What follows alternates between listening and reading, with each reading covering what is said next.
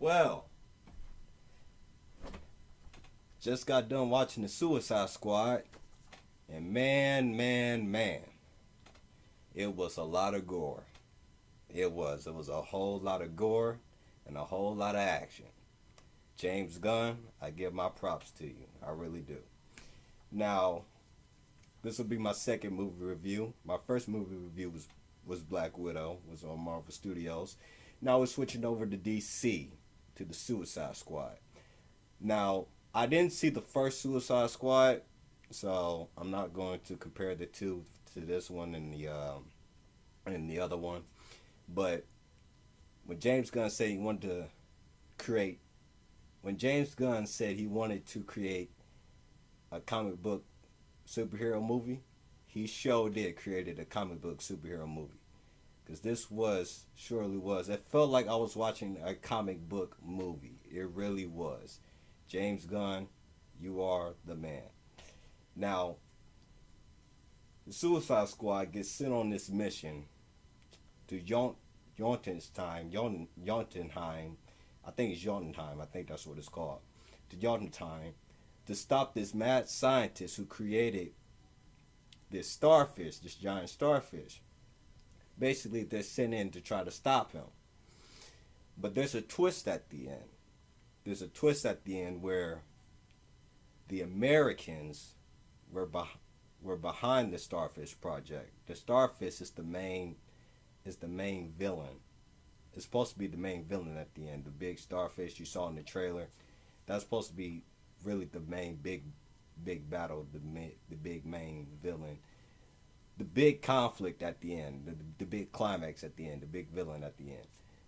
Really, the Americans were behind the Starfish project, not the mad scientist where the Suicide Squad went to go stop him. So, John Cena was great in this. The way how John Cena's character was played, his character was played to a T. It really was. His character was played on point. Idris Elba's character, I loved his character. Harley Quinn, my girl, Margaret Robbie, love her. Her action scenes in this, her scenes in this, everything about. I believe she stole the show. I believe. I believe. How can I put it? Harley Quinn, she got her own movie into this. She really does. And the way how this one scene, the way how James Gunn described it, where she was captured and she was being tortured, but then she escapes and by her tippy toes.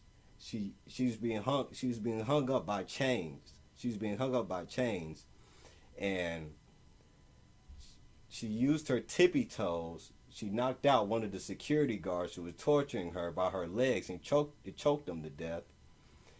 And then she grabbed the security guard's key from his belt buckle while he's laying on the ground. She grabbed it by her tippy toes, and reached up her whole body to her legs to her hand to the lock and switched the key into the lock with her toes. I thought that was pretty cool. And the way how she escaped out of that facility, amazing. Margaret Robbie, amazing actress. I love you. Keep doing what you're doing. I support you all the way. You play one hell of a character of Harley Quinn. You'll always be my Harley Quinn. You'll always be one of my favorite actresses. Now, each character had their time to shine. They really did. Now, the Polka Dot Man, there was a scene where the Polka Dot Man where he actually shoots polka dots at people. You actually shoot the way I know it sounds silly, but when you watch the movie, he actually shoots polka dots at people. I think they call him the Polka Dot Man. I thought his ability was pretty cool. Idris Elba's character, his was badass. I think he was more like a replacement from Will Smith's character from the first Suicide Squad, but his character is badass too. Each character had their own time to shine, and they showed it shine. They really did. What else? What else? What else? And there's also a twist at the end where there was this hard drive where it showed that the Americans were behind the Starfish project, where the Suicide Squad was sent in to stop this mad evil scientist, where they thought the mad evil scientist was behind the Starfish project, but he wasn't. The Americans was. There was this hard drive, and basically John Cena's character didn't want that hard drive to get to the Suicide Squad headquarters. They didn't want the lady, the black lady, to see it. So John Cena's character ended up turning on the Suicide Squad. Then they ended up killing him. Well, actually, if you watch there is an end credit in this film. There is a post end credit in this film. He actually survived. They thought they killed John Cena, but he actually survived. So, spoiler alert. Well, pretty much this whole review is a spoiler. Is a spoiler alert, but we're pretty much going to get another Suicide Squad movie, judging by judging by that post credit scene that John Cena is still alive. That John Cena's character is going to be, I believe, is going to be the next antagonist in the next Suicide Squad. So I can't wait to see that. And also in this film, you have Idris Elba's character and John Cena's character actually going at it, seeing who has the big guns and who's better to shooting at people and stuff like that. And man, there was a whole lot of gore and there was a whole lot of action. It really was. And man, if I had to rate this movie, I mean, first off, the cinematography was wonderful. The cinematography was great. The cinematography was on point. The action scenes were on point. The fight scenes were on point. The fight scene between John Cena and the commander of the Suicide Squad, not Idris Elba. Idris Elba is the leader of the Suicide Squad. There's this another guy called the commander. He ended up fighting John Cena for the hard drive because John Cena didn't want that hard drive to be shown because John Cena was part of that. Basically, he's part of one of the bad guys. John Cena's character is part of one of the bad guys' characters. He's part of one of the bad guys. So that was a good fight scene between the commander and John Cena and John Cena's character. That was a good fight scene. That really was a great fight scene. It really was. Overall, have this movie achieved to be a comic book movie? It absolutely has.